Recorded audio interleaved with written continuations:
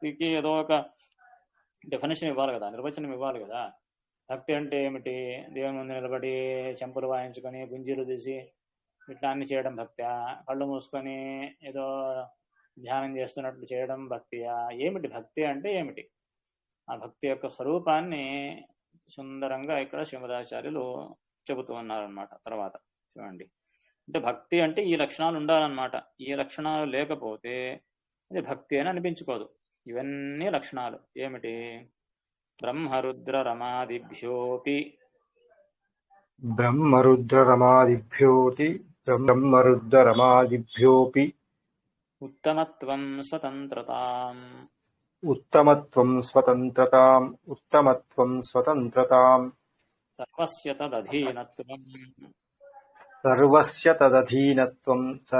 తదధీనత్వం సద్గుణపూర్ణతాం సర్వసద్గుణపూర్ణతాం నిర్దోషత్వం చ విజ్ఞాయ నిర్దోషత్వం చ విజ్ఞాయ విష్ణోః తత్రాఖిలాధికః విష్ణోః తత్రాఖిలాధిక స్నేహో భక్తిరితి ప్రోక్తః స్నేహో భక్తిరితి ప్రోక్తః సర్వోపాయోత్తమో మతః సర్వోపాయోత్తమో మతః నైవ మోక్షో నాన్యేన తేనైవ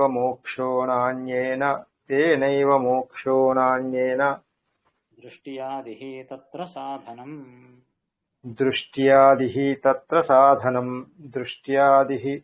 సాధనం. ఒక్కొక్క మాట కూడా నిజంగా శ్రీమదాచార్యుల వారి మాట ఎన్ని ప్రమేయాలను, ఎన్ని విషయాలు మనకు తెలుపుతుంది అంటే మన ఊహకు కూడా ఉందనేది అనమాట. ఇవన్నీ ప్రమేయాలు. ఏమిటి భక్తి అంటే ఏమిటి? ప్రధానంగా అంటే ఇక్కడ మెయిన్ వాక్యం ఏమిటి? స్నేహో భక్తిరితి ప్రోక్త అని వచ్చింది కదా. అది భక్తిరితి ప్రోక్త, భక్తి అని పిలువబడింది. ఏమిటి? స్నేహ. భక్తి అంటే మొట్టమొదటి ఏమి? స్నేహము. స్నేహాన్నే భక్తి అని పిలుస్తారు. భగవంతుని పట్ల మనము చేసేటటువంటి స్నేహము, దాన్నే భక్తి అంటారు. స్నేహం అంటే ఏందయ్యా? ఫ్రెండ్షిప్, అతని భుజం పైన చేసుకొని వెళ్ళడమా? స్నేహం అంటే ఏంది అంటే దాన్ని వెనుక అన్ని విశేషణాలు ఇస్తున్నారు. ఎటువంటి స్నేహము భక్తి అని పిలువబడుతుంది అంటే ఈ లక్షణాలన్నీ ఉండి స్నేహం ఉండాలంట. అంటే భక్తి అంటే ప్రధానంగా ఏమిటి? స్నేహం. అతని పట్ల ప్రీతి అన్నమాట. భక్తి అనేది వేరే ఏం లేదు, ప్రధానంగా ప్రీతి అన్నమాట. స్నేహము, ఆ స్నేహమే భక్తి అని పిలువబడుతుంది. కాకపోతే ఆ స్నేహానికి ఈ లక్షణాలన్నీ ఉండాలి. సో మొదటి లక్షణం ఏమిటి అంటే బ్రహ్మ రుద్ర రమాదిభ్యోపి ఉత్తమత్వం. అంటే భగవంతుని గురించి ఏమని తెలుసుకొని స్నేహం చేయాలి. ఇప్పుడు స్నేహం చేయాలి, ప్రీతి చేయాలి అంటే ఒకరి పట్ల మనం స్నేహం చేయాలంటే ఎందుకు చేస్తాం మనము? ఒకరి పట్ల ప్రీతి చూపించండి అంటే ఎందుకు చూపిస్తాం మనము? ఊరికే చూపించము. అతని యొక్క గుణగణాలు తెలిస్తే అతని పట్ల మనకు ప్రేమ కలుగుతుంది, ప్రీతి కలుగుతుంది. మరి భగవంతుని పట్ల ప్రీతి కలగడానికి, స్నేహం కలగడానికి కారణం ఏమిటి అంటే ఈ గుణాలన్నింటినీ తెలుసుకోవాలి. తెలుసుకున్నప్పుడు తెలుసుకొని ప్రీతిని చేయాలి. ఇది నిజమైనటువంటి ప్రీతి. ఏమేం గుణాలు? మొట్టమొదటిది బ్రహ్మ రుద్ర రమాదిభ్యోపి ఉత్తమత్వం.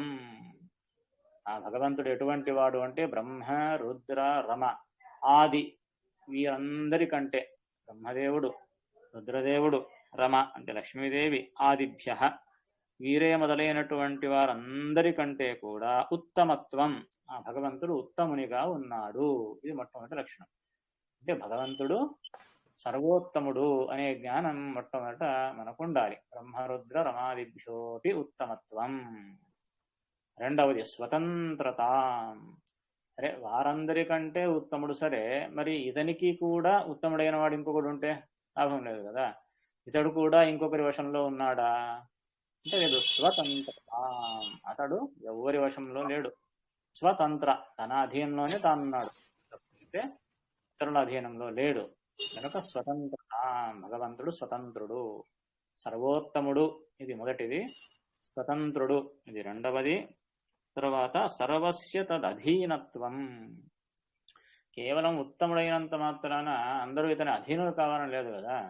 అలా లేదు. భాష ఉంటాడు, అందరు ఆ భాషలో ప్రతి ఒక్క విషయంలో అధీనులుగా ఉంటారా? ఒక చోట ఉండొచ్చు, ఒక చోట ఉండకపోవచ్చు, కానీ అందరూ అతని అధీనంలోనే ఉన్నారు. సర్వస్య తదధీనత్వం, సమస్త చరాచర ప్రపంచం కూడా ఆ భగవద్ అధీనంలోనే ఉన్నది. సర్వస్య తదధీనత్వం అంటే సమస్త ప్రపంచము భగవంతుని అధీనంలోనే ఉన్నది. ఇది మూడవది. సర్వ సద్గుణ పూర్ణత, ఇదొక ప్రధానమైనటువంటి గుణం.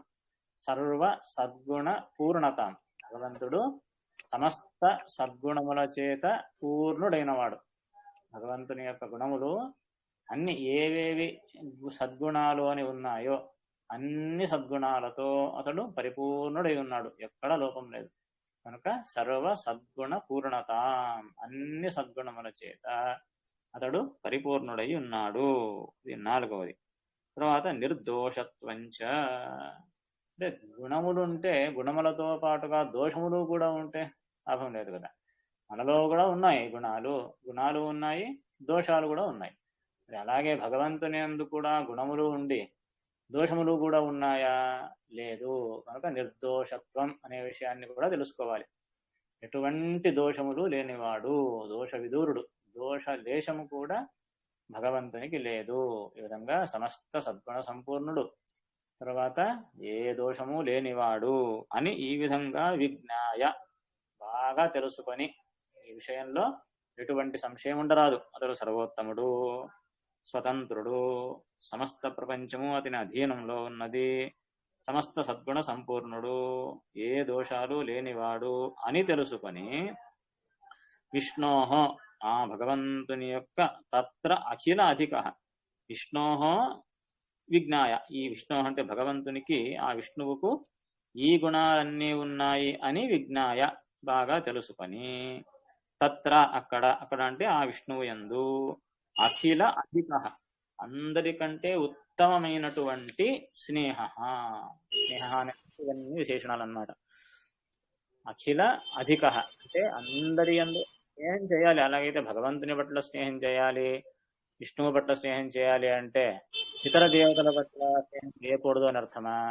కాదు, అందరి పట్ల చేయాల్సిందే, అందరి పట్ల భక్తి చేయాల్సిందే. మన గురువులను ప్రారంభించుకొని, పెద్దలను ప్రారంభించుకొని ప్రతి ఒక్కరి యందు, ప్రతి పెద్దవారి యందు ఆ భక్తి స్నేహము చేయాల్సిందే. కాకపోతే అందులో తారతమ్యం, అందరి పట్ల ఒకే భక్తిని చూపిస్తామా? చూపించాం కదా.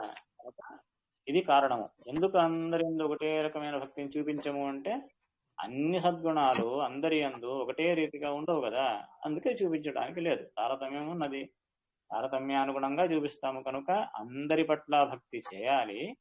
వారందరి పట్ల చేసే భక్తి కంటే అధికమైనటువంటి స్నేహం, అందరి పట్ల స్నేహం చేయాలి. అందరి పట్ల చేసిన స్నేహము కంటే అధికమైన స్నేహాన్ని విష్ణువు యందు చేయాలి. దానినే భక్తి అని పిలుస్తారు. చూడండి, అంటే భక్తి అంటే ఇప్పుడు ఇన్ని లక్షణాలు ఉండాలన్నమాట. భక్తి అన్నంత మాత్రాన ఇది కూడా ఏదో సెక్యులర్ ఉన్నట్లు అందరి పట్ల సమానంగా, అందరి పట్ల ఒకటే రకమైన భక్తి చేసేస్తే అది భక్తి అనే పిలువబడదు. తారతమ్యానుగుణంగా చేయాలి. ఆ ప్రోటోకాల్ ఉంది, ఎక్కడికి పోయినా ప్రోటోకాల్ తప్పింది కాదు కదా. ఆ విధంగా ఆ తారతమ్యానికి అనుగుణంగా ఎవరెవరి పట్ల ఎటువంటి భక్తిని చేయాలో అటువంటి భక్తిని చేస్తేనే నిజమైనటువంటి భక్తి అని పిలువబడుతుంది. ఆ విష్ణువే సర్వోత్తముడు, స్వతంత్రుడు, సర్వగుణపూర్ణుడు, సమస్త ప్రపంచము అతని అధీనము, అతడు నిర్దోషుడు అనే విషయాలను గమనించి వాటిని బాగా తెలుసుకొని ఇతరుల పట్ల చేసేటటువంటి స్నేహము కంటే అత్యధికమైన స్నేహాన్ని ఆ భగవంతుని పట్ల చేస్తే దానినే భక్తి అని పిలుస్తారు. సర్వ అఖిలాధిక స్నేహ, అక్కడ సంబంధం. అఖిలాధిక స్నేహ అంటే అందరి పట్ల చేసే భక్తి కంటే అధికమైన స్నేహము, ఇది భక్తి ఇది ప్రోక్త. దీని